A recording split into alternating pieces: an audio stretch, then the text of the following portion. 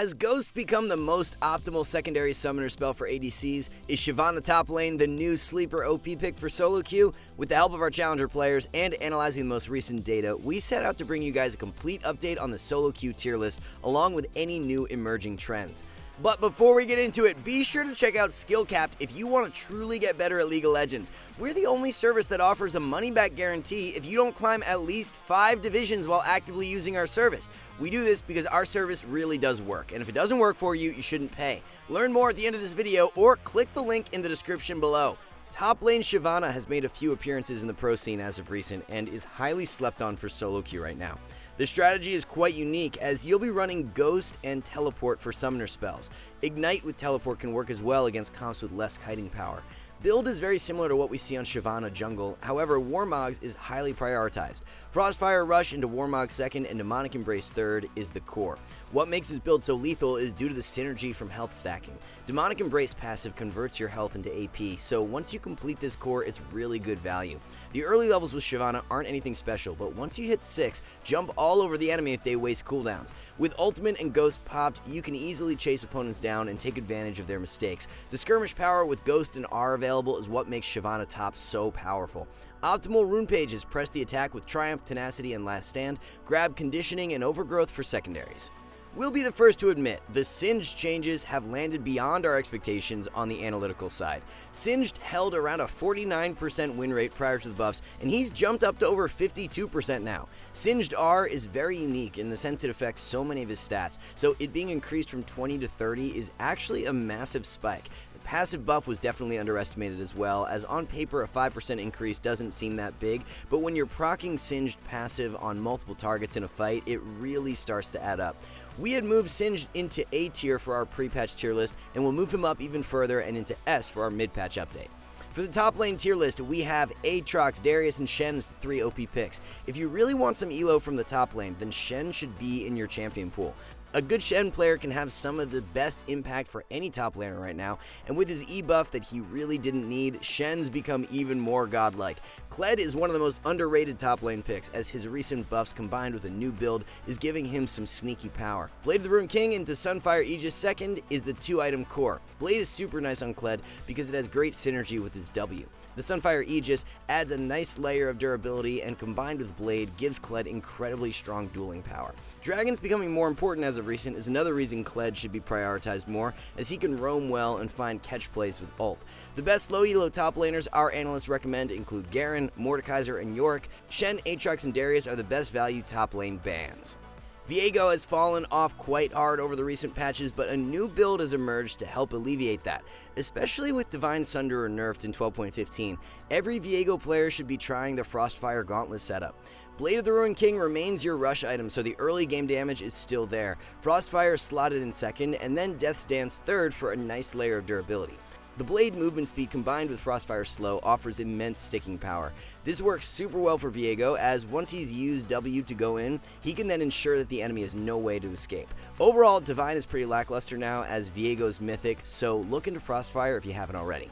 Vi has started being played by a ton of professional junglers in solo queue, but it's with a very unique setup. Chempunk Chainsword is the rush item, followed by Frostfire Gauntlet second and Frozen Heart third. This build seems pretty troll at first glance, but actually works really well. Chempunk is a great rush on Vi, especially into comps that heal a ton.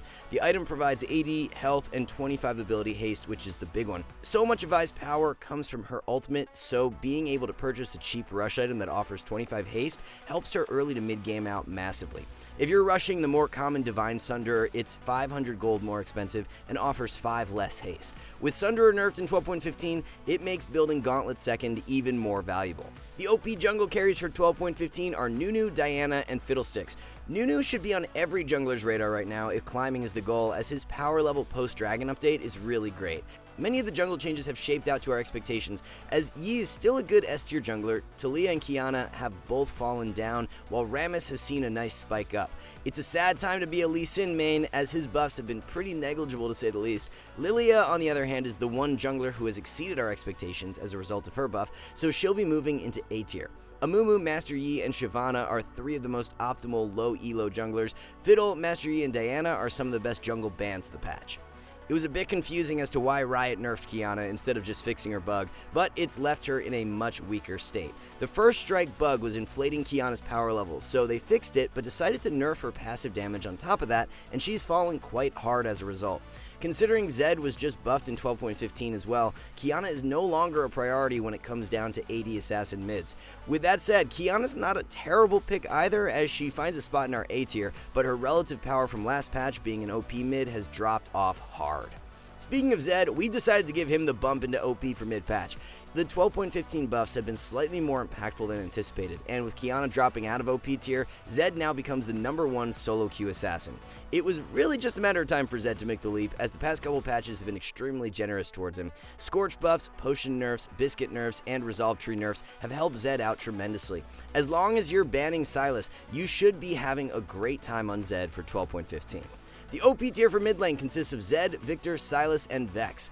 Past couple patches have brought back a ton of power to these strong skirmishing mids like Vex and Sylas. Vex has been one of the biggest winners of recent, as she received direct buffs and was also indirectly buffed by the early game sustain nerfs.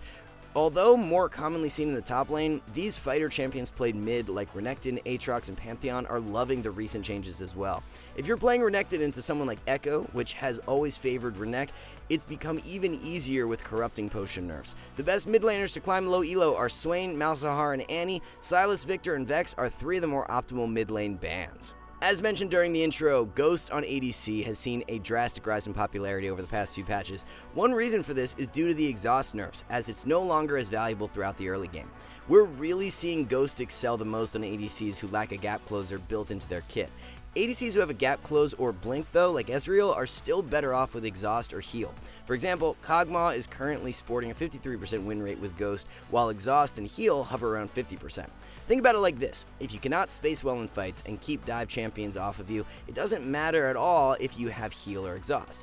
If the enemy dives in, has CC locked you down in a 5v5 team fight, heal is not going to save you very often. With Ghost, you can reposition and space so much easier, which allows you to fend off those dive champions and be much more self-sufficient. For early laning, Ghost is definitely less value, but when skirmishes or team fights break out, it's so much more useful. This gives you a tough decision going into each game. Are you paired with an aggressive support and will be forcing all-in plays early on? Exhaust is still fine to take then. What about if you're laning with an enchanter and your jungler is playing a hard farmer like Master Yi? Teamfights are likely where that kind of game will be won or lost, so taking Ghost is a good idea. So, which ADCs should you try out Ghost on? Twitch, Jhin, Kog'Maw, Zeri, and Vayne are the ones seeing the greatest success in 12.15. Sivir saw a couple of nerfs in 12.15, and we told you guys in our pre-patch update she would be completely fine. We get even more confirmation of that midway through the patch, as Sivir's solo queue win rate has only fallen around 1% as a result of the nerfs. Sivir remains a top 3 solo queue ADC for this patch, so continue spamming her while you can. The ADC tier list has Sivir, Draven, and Seraphine as the most optimal bot lane carries. The Kalista nerf has been slightly more impactful than we predicted in our pre-patch tier list, so we have adjusted her placement accordingly as she moves into B. The rest of the ADC tier list is nearly identical to where we had it in pre-patch, so nothing meta shifting to report. Veigar, MF, and Seraphine are the premier low elo bot lane picks. Sivir, Draven, and Neela are a few of the best bot lane bans. Taric has been on top of the support meta for the past few patches, and a new build which makes him even stronger has emerged. Instead of rushing a more supportive item like Locket, Frostfire Gauntlet is leading to the best results. One of Taric's main weaknesses is sticking onto targets. As long as Taric can hit the enemy and be able to spam Q in skirmishes, he's going to be impactful. This is where Frostfire comes in, as the passive slow offers Taric that extra bit of sticking power he so desperately needs. It's blue build Taric as you round the core out with a Winter's Approach and Frozen Heart. Heimer's support has been gaining traction over the past few patches and is a really interesting pick in select situations. With Heimer's turrets, he provides extremely strong shove and makes it very difficult for the enemy melee support to play the game. This is where you should be picking Heimer into melee champs like Nautilus, Amumu, Thresh, and Leona. If they ever try to dive in with your turrets placed down, you stun them up with E and make them wish they never engaged. With how strong Heimer can be fighting around his turrets, any ganks the jungler tries to pull off can easily be countered. This is the beauty of playing a champion that players don't run into very often, as the enemy team won't be familiar with how easily you can turn fights. If you like those off-meta picks, then Heimer is one of the best to look into, as he will be placed in our A tier for 12.15. For the complete support tier list, Pyke, Amumu, and Taric are leading the way as the most broken picks. We've seen a considerable rise in strength from Leona and Thresh in 12.15 thanks to their buffs, and they're no longer two of the weaker solo queue supports. With Potion and Biscuit nerfs being live for a few patches, poke supports like Vel'Koz, Xerath, and Zyra has seen a great rise in strength.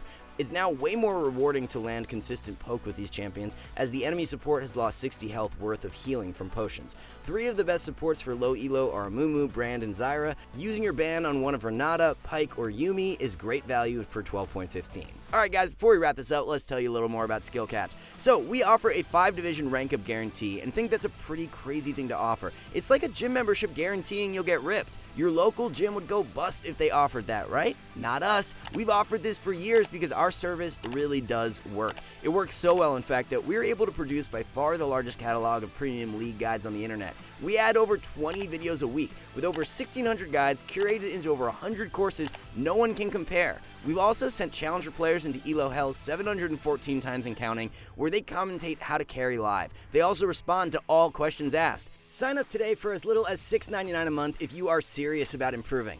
So there you have it, a complete update on the solo queue tier list as we reach the midway point of the patch. Thank you all so much for watching, good luck in solo queue, and we'll catch you back soon.